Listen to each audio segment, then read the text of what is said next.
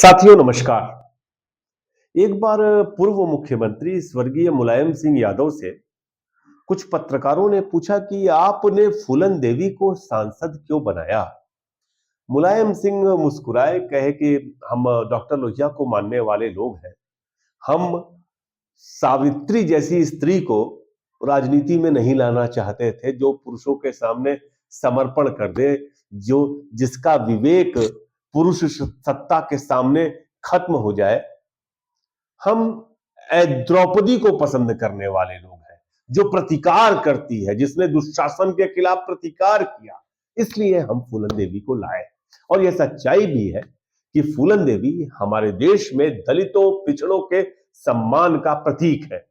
फूलन देवी डकैत जो कहते होंगे, लेकिन सच्चाई यह है कि फूलन देवी बलात्कारियों को दंड देने वाली वीरांगना है। वो ऐसी नहीं थी कि बस बलात्कार किया, किन्हीं लोगों ने उनको छोड़ दे। उन्होंने खुल करके आगे बढ़ के उसका प्रतिकार किया। दरअसल बहुत चर्चा में है एक पॉडकास्ट, जो कि शुभंकर मिश्रा नाम के एक पॉडकास्टर ने फूलन देवी के हत्यारे शेर सिंह राणा का एक बेहद शर्मनाक इंटरव्यू लिया, जिसमें दलितों पिछड़ों की नायिका फूलन देवी का को लेकर के बेहद अपमानजनक भाषा में बात किया गया। उन्होंने यहां तक कहा कि आपने उनको ठोक दिया। ये इस किस्म की भाषा का भी इस्तेमाल किया गया। दरअसल है क्या, फूलन देवी के बारे में लोग जो जानते हैं वो बैंडिट किंग नाम की एक फिल्म थी शेखर कपूर की, उसको देख करके जानते हैं। जबकि फूलन का व्यक्तित्व जो है बहुआयामी है। इस देश की स्त्रियां किस तरह से शोषण उत्पीड़न का शिकार होती हैं, यह जानना है तो आपको फूलन देवी के पूरे कैरेक्टर को समझना होगा। 1963 में जन्म हुआ था फूलन देवी का, जब 10 साल की थी। जो उनके शोषण की शुरुआत हुई दरअसल फूलन की, वह उनके घर से ही हुई। आप कल्पना करके देखिए कि घर के पटीदारों में चाचा भतीजे में लड़ाई है। इसने एक दिन फूलन ने 10 साल की उम्र में एक अपने चचेरे भाई को पीट दिया। बस क्या था, घर वालों ने कहा कि नहीं अब तुम्हारी शादी करेंगे, और उनकी शादी करा दी। 10 साल की लड़की की शादी 50 साल के आदमी के साथ। उत्पीड़न की शुरुआत यहां से हुई। डकैतों से जा मिली। विक्रम मल्लाह नाम का प्रेमी था, उसकी हत्या करा डाली इसके दुश्मनों ने। उसके बाद बार बार इसका रेप हुआ। सवर्णों ने बार बार रेप किया इनका। तमाम आरोप लगे। निस्संदेह अपराध अपराध होता है। इंदिरा गांधी के कहने पर मुख्यमंत्री जो मध्य प्रदेश के थे अर्जुन सिंह, इन्हें बाहर निकाल कर लेकर के आए।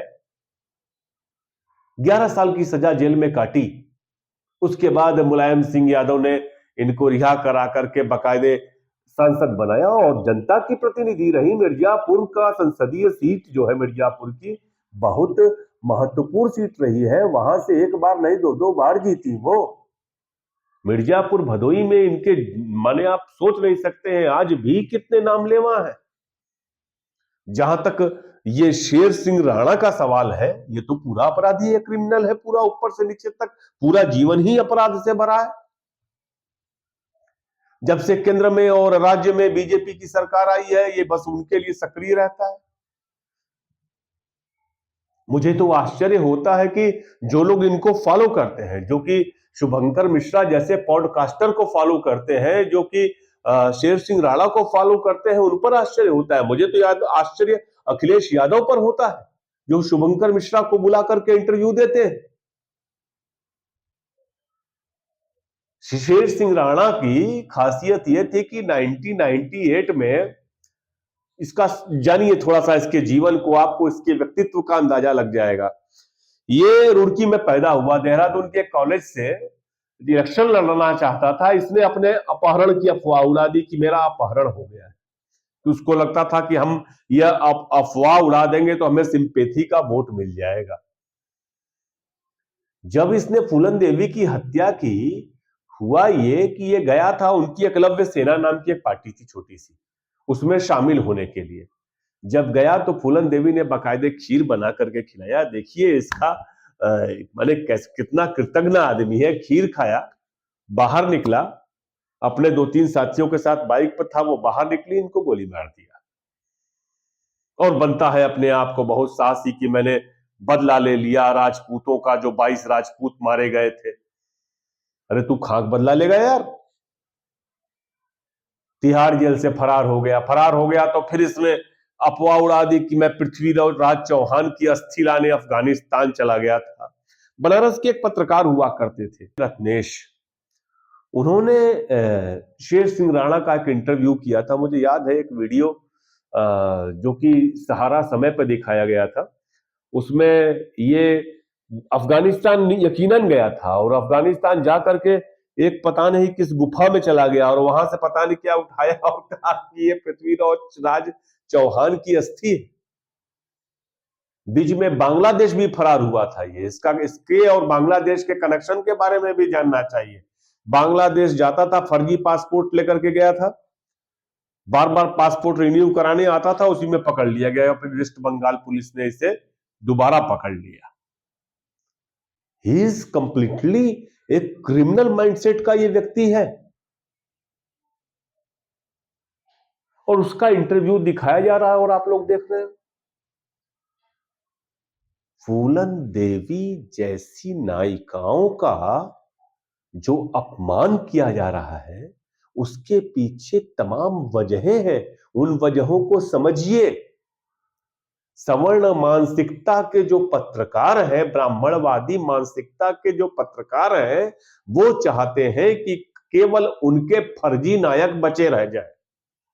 असल जिंदगी के जो नायक हैं, जिन्होंने जमीन पर संघर्ष किया है, जिन्होंने जमीन पर समाज में समानता लाने के लिए संघर्ष किया है, उनको भुला दिया जाए। आप फूलन देवी का ये भाषण का एक छोटा सा क्लिप सुनिए।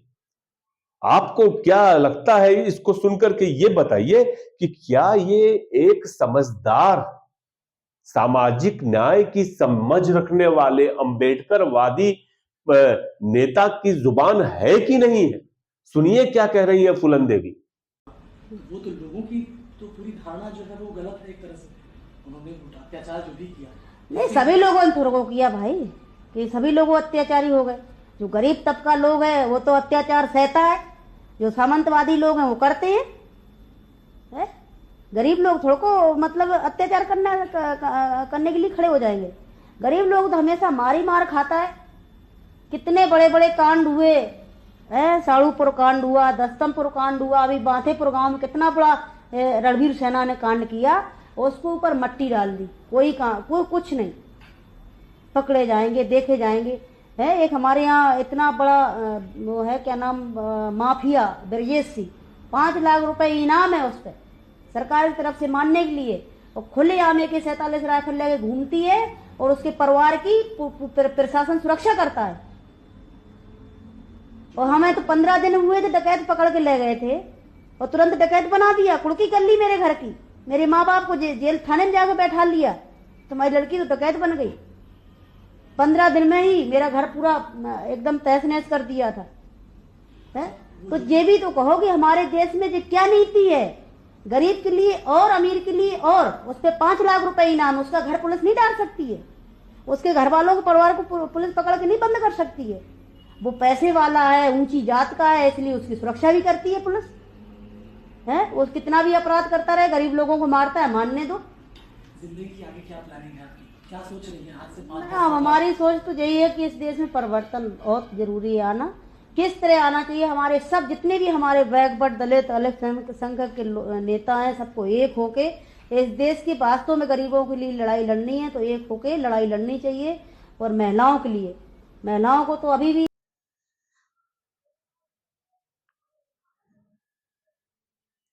अखिलेश यादव जैसे नेताओं को भी समझना होगा। दरअसल मैंने ये गौर किया है, अभी तमाम अवसरों पर गौर किया है कि जो लोग इन बहुजन नायकों का अपमान करते हैं, पिछड़ों का अपमान करते हैं, वो सारे लोग अखिलेश यादव जैसे नेताओं के करीब हैं। जैसे कि भले रूबिका लियाकत हो, भले ये क्या नाम है इनका कुमार विश्वास हो, भले ये शुभंकर मिश्रा हो। बहुत चर्चा हुई देश भर में कि कुमार विश्वास के शादी में कांग्रेस के तमाम लोग गए थे, जीतू पटवारी गए थे और तमाम नेता गए थे। किसी ने नहीं कहा कि राम गोपाल यादव भी उस शादी में पहुंचे थे, जबकि पहुंचे थे। यह एक सच्चाई है। तो है क्या कि शह आप देते हैं। ये पूरा मामला जो है फूलन के खिलाफ इस तरह की बातचीत करने का, इस तरह का के शब्द इस्तेमाल करने का जो ये साहस है, यह हमारे आपके नेताओं ने दिया है। इस बात को भी समझने की जरूरत है। फूलन देवी तो ऐसी नेता थी, एक मुझे याद आता है बातचीत के दौरान ही याद आ गया, प्रभाष जोशी ने उसके बारे में जनसत्ता में लिखा था। फूलन देवी एक बार एक सभा में संबोधित होने इटावा जा रही थी। फूलन देवी ने शताब्दी एक्सप्रेस को टुंडला में रुकवाया और उसके इंजन में चढ़ गए। तो इंजन में चढ़ी और उसके बाद इटावा तक जा करके फिर उतरी, तो अगले दिन वो खबर बन गई कि फूलन देवी ने शताब्दी एक्सप्रेस को हाईजैक कर लिया। उसके बाद की कहानी फूलन देवी ने बताई। कहा कि इस तरह की अफवाह आप लोग मेरे मुझको लेकर के फैला रहे हो। सच्चाई यह है कि उस दिन ड्राइवर की ड्यूटी का आखिरी दिन था। उसने अनुग्रह किया कि मैडम, हम एक बार चाहते हैं, मेरी कल ड्यूटी का आखिरी दिन है, एक बार आप हमारे साथ यात्रा कर लें, आप कार्यक्रम स्थल तक आप मेरे साथ चले। रामविलास पासवान उस समय रेल मंत्री थे। बाद में उन्होंने, फूलन देवी ने उनको चिट्ठी लिखी। जनता इतना प्यार करती थी उनको। फिर मिलते हैं, फिर बात करेंगे। नमस्कार।